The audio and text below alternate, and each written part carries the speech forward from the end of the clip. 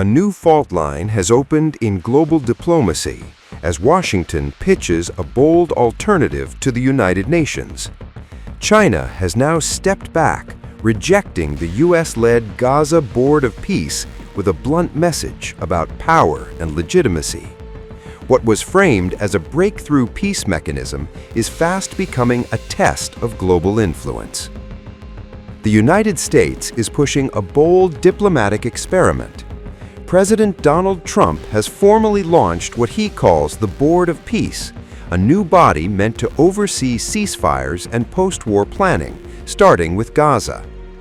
Framed as faster, tougher, and more effective than the United Nations, Trump claims the board will deliver results where existing institutions have failed.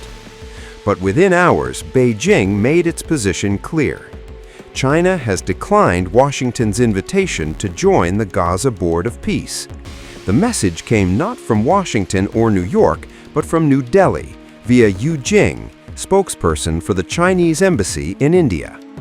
Her statement stressed that China supports true multilateralism, and that means solutions anchored firmly in the UN system.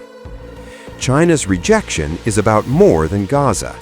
Beijing says global conflict resolution must operate within the UN Charter, international law, and UN-backed institutions.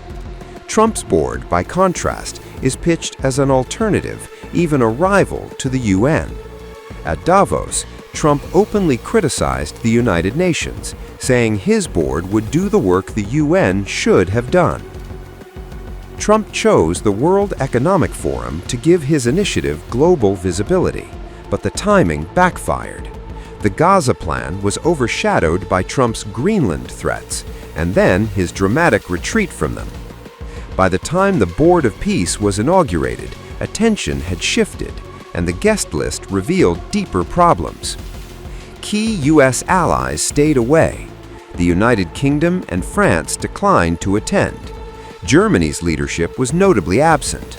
Despite Trump's claim that everyone wants to be part, skepticism dominated Europe. Those on stage told a different story. Hungary's Viktor Orban, Argentina's Javier Milei, leaders closely aligned with Trump's worldview, or eager to signal loyalty to Washington. The optics suggested not a global coalition, but a selective alliance. Trump insists the board will help maintain a ceasefire in Israel's war with Hamas and map Gaza's future. He credits recent U.S. actions with weakening Iran and claims momentum towards Middle East stability. Critics argue Gaza cannot be rebuilt through ad hoc diplomacy, and that sidelining the UN risks long-term instability. But I said that, this is a great location. It all begins, I'm a real estate person at heart, and it's all about location. And I said, look at this location on the sea. Look at this beautiful piece of property, what it could be for so many people. It'll be so great.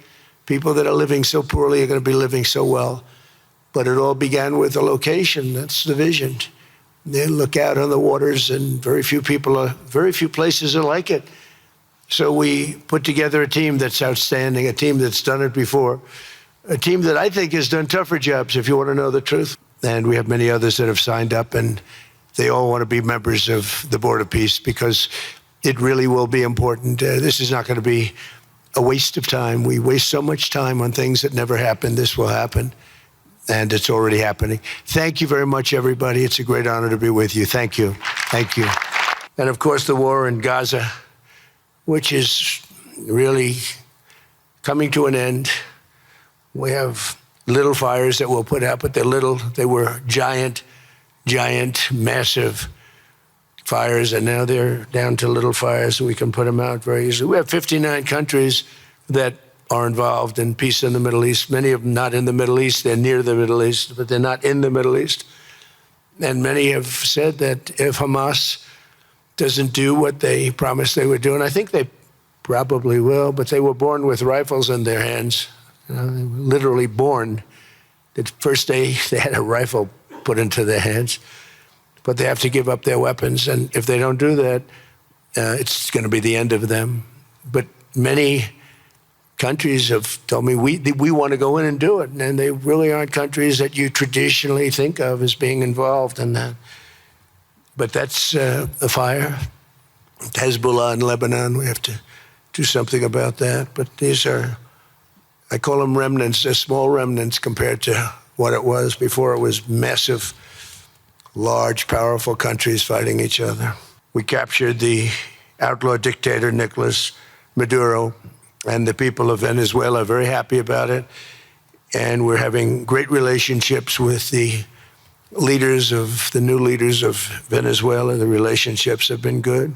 We're opening up the country to our giant oil companies, and it's going very well. We've already taken out, think of this, 50 million barrels of oil, and a lot of that's going to go back to Venezuela. They'll do more income with us in a short period of time than they did in years. I used to speak to Vladimir Putin about Ukraine, and it was the apple of his eye, but he would never have ever done it. I said, you can't do that, Vladimir.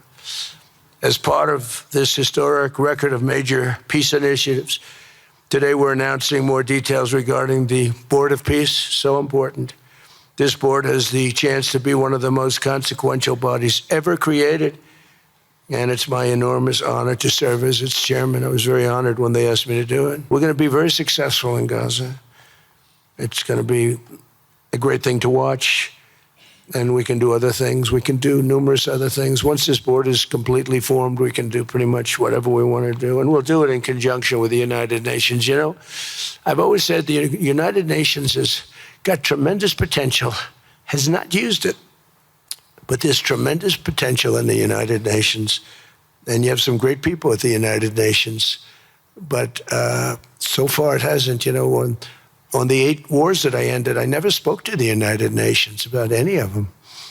And you would think that I should have. You would think they could have done those 8 wars, but they couldn't have. And they tried, I guess, in some of them, but they didn't try hard enough. But there's tremendous potential with the United Nations. And I think the combination of the Board of Peace with the kind of people we have here, coupled with the United Nations, can be, you know, something very, very unique for the world. Together we are in a position to have an incredible chance. I don't even call it a chance. I think it's going to happen. To end decades of suffering, stop generations of hatred and bloodshed, and forge a beautiful, everlasting, and glorious peace for that region and for the whole region of the world, because I'm calling the world a region. The world is a region. We're going to have peace in the world. And boy, would that be a great legacy for all of us. Everybody in this room is a star, or you wouldn't be here.